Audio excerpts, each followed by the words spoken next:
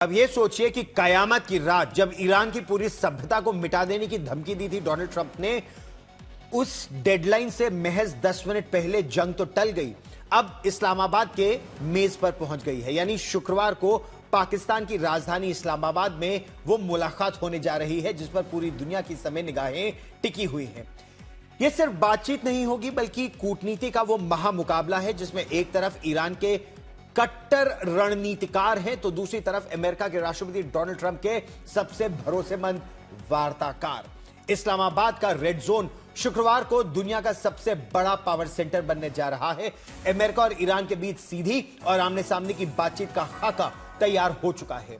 Reuters और CNN के हवाले से खबर यह आ रही है कि इस वार्ता में दोनों ही देश अपने सबसे कुशल रणनीतिकारों को उतारने वाले हैं। ईरान की तरफ से कमान संभालेंगे ईरान की संसद के स्पीकर मोहम्मद बाकिर गलीबाफ। मोहम्मद गलीबाफ न केवल उनकी संसद के मजलिस के स्पीकर हैं बल्कि ईरान की जो सैन्य शक्ति है IRGC उसका एक बहुत बड़ा चेहरा भी है। उनके साथ साथ ईरान के विदेश मंत्री सैयद अब्बास अराक्ची होंगे। वो परमाणु कूटनीति से जुड़े एक बहुत पुराने रणनीतिकार और खिलाड़ी माने भी जाते हैं। ईरान ने साफ संदेश दे दिया है कि बातचीत बराबरी की होगी, ईरान ने समर्पण नहीं किया है।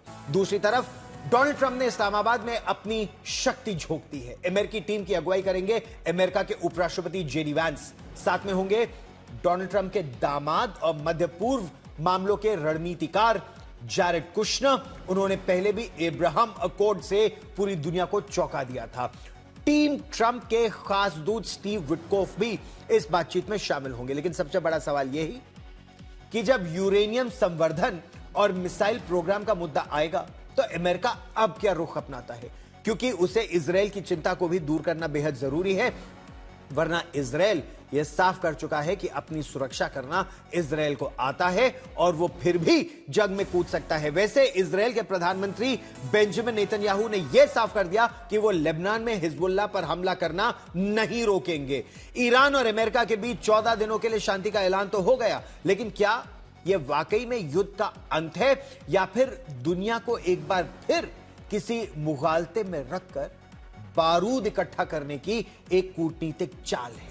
डोनाल्ड ट्रंप की डील और ईरान की 10 शर्तों पर अगर नजर डालें तो इजराइल के तेवर बता रहे हैं कि बारूद अभी सूखा है और बारूद इजराइल तो उगल रहा है लेबनान के खिलाफ। लेबनान में आग बरस रही है, बहरीन धधक रहा है और ईरान की उंगली भी इस समय ट्रिगर पर है। यह जो विशेष रिपोर्ट है ना, यह जो 14 दिन की मोहलत है, हम आपसे पूछ रहे हैं यह प्रश्न और आपको फिर बताएंगे क्या यह केवल 14 दिन की मोहलत और फिर वो कयामत की रात? देखिए ये रिपोर्ट।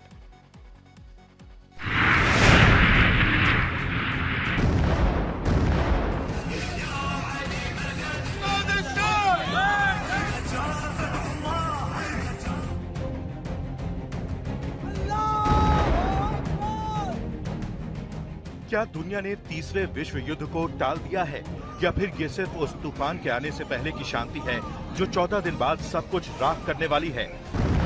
ट्रंप ने ईरानी सभ्यता को खत्म करने की धमकी देने के कुछ ही देर बाद सीज फायर का ऐलान कर दिया। अब तेहरान से वॉशिंगटन और यरूशलेम से इस्लामाबाद तक कूटनीति की बिसात बिछ चुकी है, लेकिन इस बिसात पर शांति के मोहरे कम और बारूद की गंध ज्यादा है। ईरान ने 10 सूत्रीय प्रस्ताव की जो ढाल आगे की है उसने वॉशिंगटन को सोचने पर मजबूर कर दिया है। हुर्मुज की चाबी, ईरान ने साफ कर दिया कि हुर्मुज पर कब्जा उसका है। परमाणु जिद, यूरेनियम संवर्धन से कोई समझौता नहीं। मुआवजे की मांग, जंग में हुए नुकसान की पाई अमेरिका से वसूलने की शर्त। लेकिन क्या सुपर पावर अमेरिका और परमाणु संपन्न इजराइल इन शर्तों के सामने घुटने टेकेंगे? एक तरफ सीजफायर के बाद ट्रंप मध्य पूर्व में सुनहरे युग का सपना दिखा रहे थे, दूसरी तरफ लेबनान की धरती पर इजरायली फाइटर जेट मौत बरसा रहे थे। बेंजामिन नेतन्याहू ने साफ कर दिया है कि ईरान से युद्ध विराम मंजूर है, लेकिन लेबनान में जंग जारी रहेगी। यानी हिजबुल्लाह और इजराइल के बीच बारूद का खेल बंद नहीं होगा। विपक्ष के नेता याइर लैपिड ने इसे इजराइल के इतिहास की सबसे बड़ी राजनीतिक आपदा करार दिया है। सवाल यह है कि अगर इजराइल लेबनान में नहीं रुका तो क्या ईरान के प्रॉक्सी शांत बैठेंगे? ईरान की नेशनल सिक्योरिटी काउंसिल ने चेतावनी दी है कि हमारी उंगली ट्रिगर पर है। बहरीन में हुआ हमला इस बात का गवाह है कि आग बुझी नहीं है। अमेरिका सिर्फ इसलिए झुका है ताकि दुनिया की लाइफलाइन कहे जाने वाले होर्मुज जल डमरू मध्य को खुलवा सके। लेकिन 14 दिन बाद जब बातचीत की टेबल पर यूरेनियम और मिसाइल प्रोग्राम का मुद्दा आएगा, तो क्या ये समझौता ताश के पत्तों की तरह नहीं ढह जाएगा? 10 अप्रैल को इस्लामाबाद में बातचीत शुरू होगी, लेकिन इतिहास गवाह है कि इजराइल और अमेरिका ने अक्सर बातचीत के बीच ही सर्जिकल स्ट्राइक को अंजाम दिया है। ईरान न तो अपना परमाणु सपना छोड़ेगा, न इजराइल के अस्तित्व को स्वीकार करेगा और न ही अपने एक्सिस ऑफ रेजिस्टेंस यानी आतंकी सहयोगियों को अकेला छोड़ेगा। तो क्या ये सिर्फ 14 दिनों का रिफ्यूलिंग ब्रेक है? क्या ये सीजफायर सिर्फ इसलिए है ताकि सेनाएं फिर से लामबंद हो सकें? क्योंकि जब तक लेबनान में धमाके हो रहे हैं और होर्मुज पर ईरान की पकड़ है, तब तक ये शांति सिर्फ एक छलावा है। याद रखिए, इतिहास के सबसे खौफनाक हमले अक्सर शांति समझौतों की आड़ में ही हुए हैं। वॉशिंगटन में रोहित शर्मा और तेल अवीव में प्रणय उपाध्याय के साथ आज तक ब्यूरो। लेकिन एक बात सोचिए, दुनिया की सबसे बड़ी आर्थिक महाशक्ति, सामरिक महाशक्ति अमेरिका है। अमेरिका ने लगभग 40 दिनों तक बमबारी की और उसके बाद चुपचाप, आप ये सोचिए, ये कहा कि आज की रात ईरान की सभ्यता नष्ट हो जाएगी और फिर समझौता कर लिया। किस रूप में इसे देखा जाए? संदीप उन्नीथन मेरे सहयोगी हमारे साथ जुड़ रहे हैं और संदीप और मैं बहुत पैनी निगाह रखे हुए थे हर गतिविधि पर। संदीप, क्या ट्रंप आखिरी मिनट पर डर गए? वो जो कहा जाता है डोनाल्ड ट्रंप के बारे में, taco Trump, Trump always chickens out, आखिरी मिनट चिकन आउट किया या फिर इसके पीछे कोई और नया खेल भी चल रहा है? नहीं गौरव, साफ बात यह है कि ट्रंप के सामने और कोई विकल्प नहीं था। आप सोच लीजिए, 21वीं सदी में कौन सा ऐसा देश है जो लगातार 40 दिन बमबारी सह चुका है और अमेरिका को टर्म्स डिक्टेट कर रहे हैं कि हम ये चाहते हैं। आप देख लीजिए, 2001 में तालिबान मात्र 1 महीने के बमबारी के बाद भाग निकल गए काबुल को छोड़कर।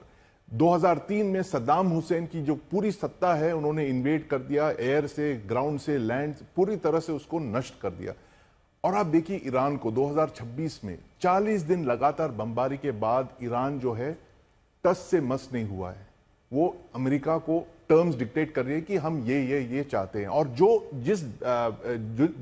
जिन 4 चीजों से अमेरिका इस युद्ध की शुरुआत की उन्होंने 28 फरवरी को, यानी nuclear issues, missiles, fissile material, ये इनके जो प्रॉक्सी नेटवर्क है, उन सबको एक तरफ कर दिया उन्होंने और स्ट्रेट ऑफ हॉर्मुज पे पूरी जो फोकस है उन्होंने उस स्ट्रेट ऑफ हॉर्मुज पे 28 फरवरी को स्ट्रेट ऑफ हॉर्मुज वैसे ही खुली हुई थी।